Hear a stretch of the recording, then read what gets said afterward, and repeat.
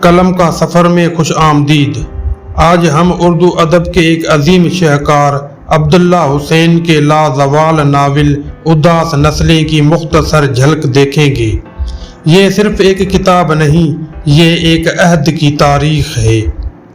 یہ ناول بر صغیر کی تاریخ کے سب سے ہنگامہ خیز دور پہلے جنگ عظیم سے لے کر 1947 کی تقسیم ہند تک پھیلا ہوا ہے۔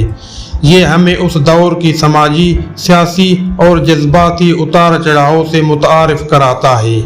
عبداللہ حسین نے انسانیت کے سفر کو بڑے فنکارانہ انداز میں بیان کیا ہے، جہاں بڑے بڑے واقعات عام لوگوں کی زندگیوں کو تہس نہس کر دیتے ہیں۔